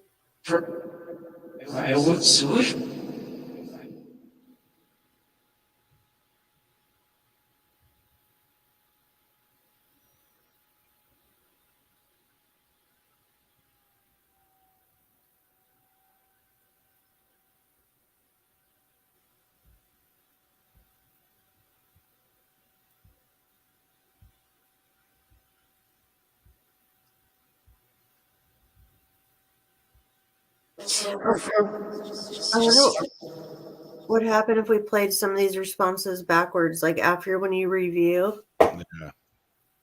I was wondering that after Please. Jason's show. Just out of curiosity.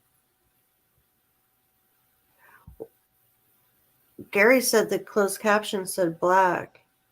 Did one of us say black though too, or no? I don't remember saying black. Salsa by Alphabet.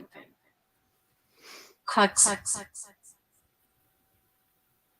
You can change the tone of the voice too for Yeah. human. Oh, that's cool. This is just what it sounds like right out of the app right now. Okay. No effects or anything on other than little reverb and echo in the app, but not in my Box. little box.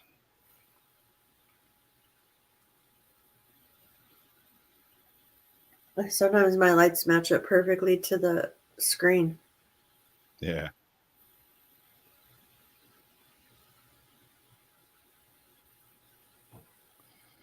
Anybody still there? Always was real.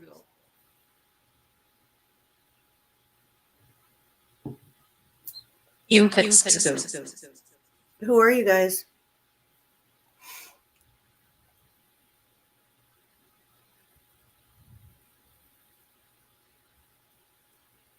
Let's try the whisper out real quick.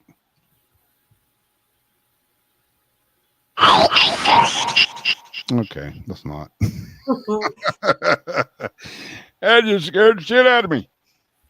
My precious. With screen breaker in heart.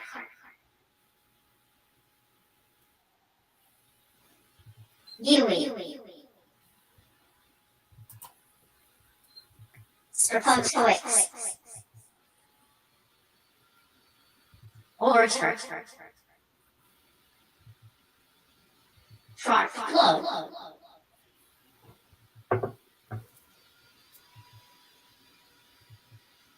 Spring break is hard. When it said black, did one of us say black too, or did I it just read it as black? was just asking what color it was. Yeah, but I don't think either of us. Like we said Jasper for it, but we didn't say the Yeah, color, right? So he said he saw black on the closed caption. that's cool. I thought I heard it say it, but Really? A block PQA. I wasn't quite sure. Aquarpite. Let's rewind that part back after. That's pretty cool.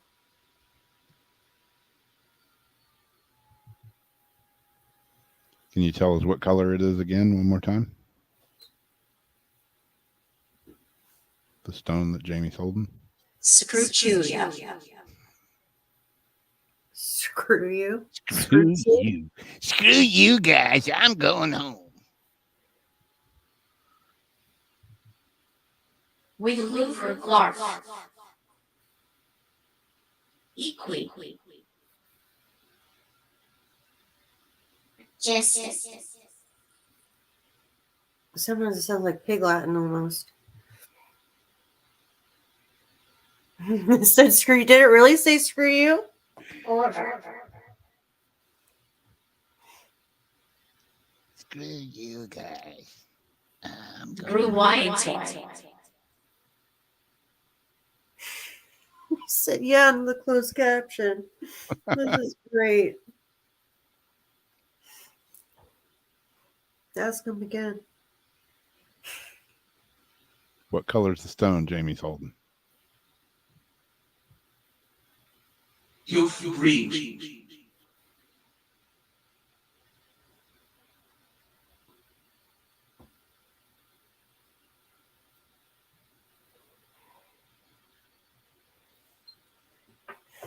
Heather heard it too. The number 5. The number 5, wow. See, that was in straight English. I just switched it to Oh, text. So now it's working kind of like a Ovulus. Yeah, yeah. Yeah, I didn't know they had that. So can you tell us what Camper. camper? Van Beethoven? Take the skinheads bowling? Let's can you tell us what color the stone is that Jamie's holding? I'm Jamie.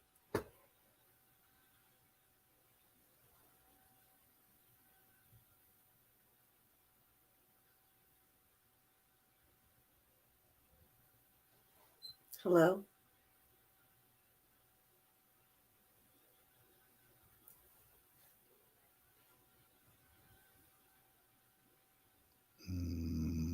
Cat got your tongue? It's like, no, we got yours. Yeah.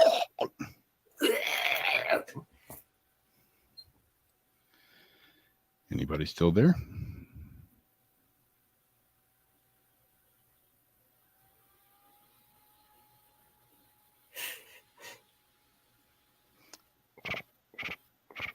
I didn't hear it turn off. It's still not. Oh, it's not in your box. It's just the app, right? Residual. There you go. Residual. As in a residual haunting.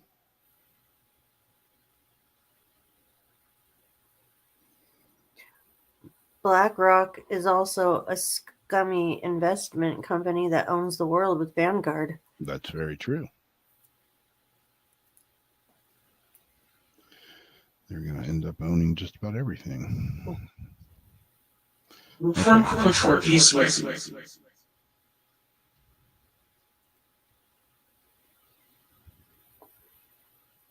Is it the same thing? Safe Oryx? Stars. What's that? Is it the same? Like Oryx had said, it's a nasty private military company, but is that the same BlackRock I'm talking about? Yeah, I think so. BlackRock and Vanguard. Mm-hmm. They've been recently playing them commercials too in the past 2 months for both of them. Yeah. Eastby. Should BlackRock be trusted? Circutech Small. Yes or no?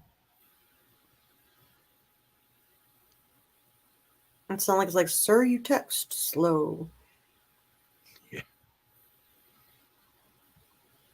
The Order SL2.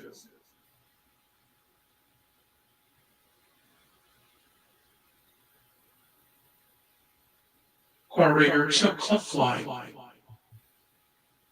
It said hush.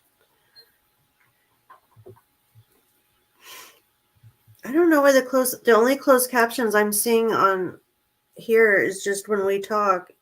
It's delayed and it comes up, but I'm not seeing the box. Did it say Bill Gates has man tits, or you said that? Because he does. Yeah. Did you say for fuck's sake? Fuck's sakes. Fucking Egypt.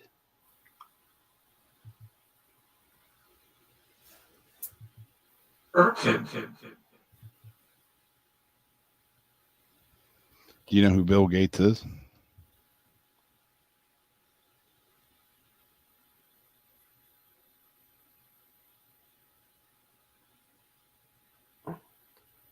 Janice asked.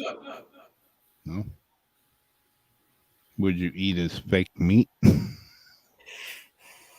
Now, wait. No way.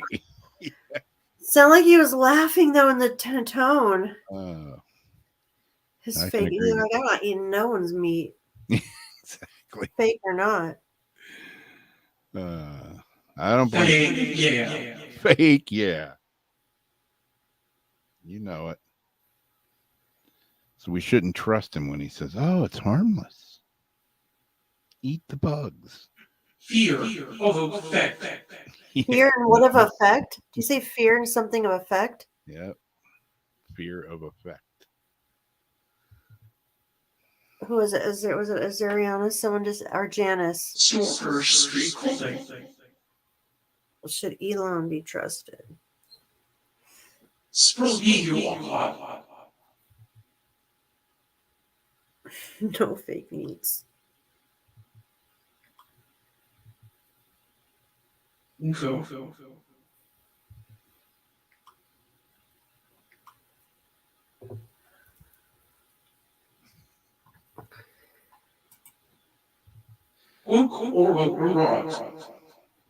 How about Elon Musk? What about Screw idle irks. Screw what? Vor. You guys are cool. Yeah. What about the AI being created these days? Is that good or bad?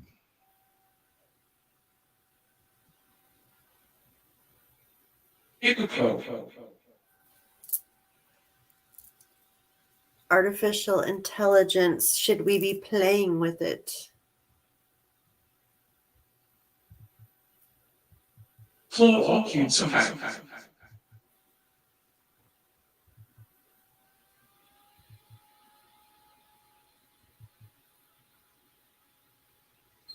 That's kind of what I heard too, Debbie. Jane.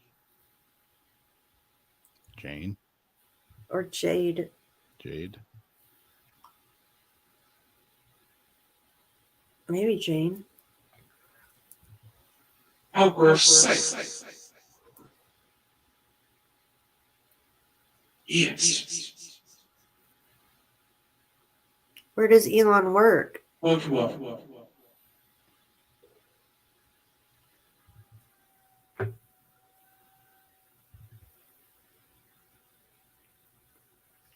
You're talking about SpaceX? Kirk. Do you like SpaceX spitting all them satellites up into your home?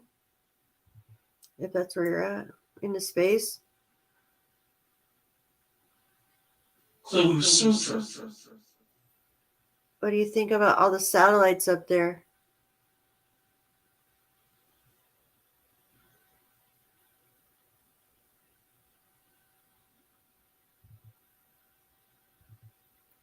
Which con.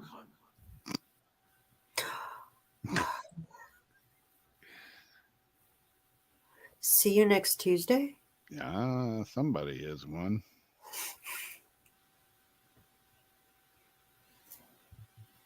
You. Me? Her or me? Three. Three of you? Was that Night at the Roxbury? Yeah, me? Yeah. Me? You? Huh? Oh, star. Ozarks? Cloco. Overall. I am curious about the reverse.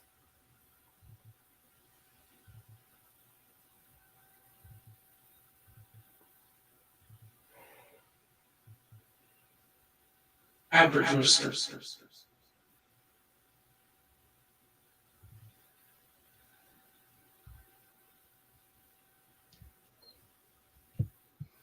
Well, we got to get going here. So, you got any last words for us? They. Fake? What's fake?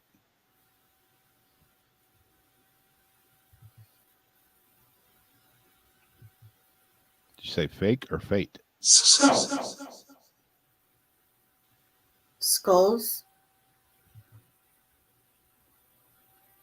I've been saying, looking at this skull right here, wanting them to say skull, but I don't know if they actually said it. But I didn't find that word.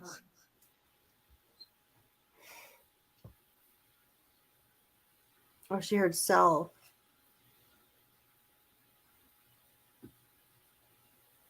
It's a drought. Drought? Definitely gotta listen back. I don't even have headphones on. A goish irks of Ray. Something about drought and now something about rain. That's what I thought, but I thought it's just me thinking that because that's what I've been focused on. Explore.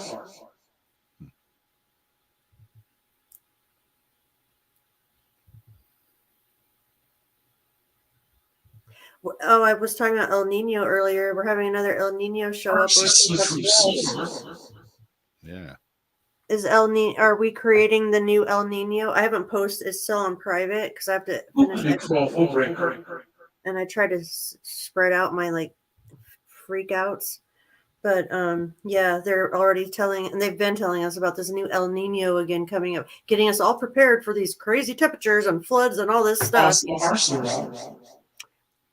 You know, harps written all over it. Yeah, exactly. Well, thanks, spirits, for talking with us, and we're gonna sign off now. So, guys, go back to where you're hanging out. Report Approved Weeks. We're gonna be here. We'll talk to you again next week, maybe on Weird Wednesday. Can you say Weird Wednesday? Please. Views of Recheck. All right, good people. Welcome here.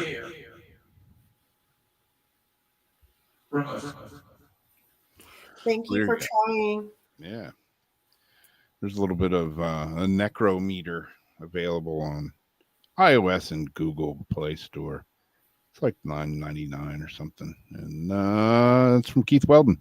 He makes good stuff. You know, Spiritus is still my favorite. My go-to spirit box. I got it dialed in. But this one's pretty cool. Starting to get a little used to it. Chef's kiss. Yep. So there you go. There you have it. That's my story. I'm sticking with it. We'll see you next week on Weird Wednesday. And Sunday, probably see you on Paranormal Soup. We got a guest this Sunday? Mm-hmm. I think so. Yeah. I can't remember who it is, but cool. All righty, Roo. Catch you later. Good night, everybody. Thanks as always for hanging out with us. And I got to update. I'm going to update the what's it called?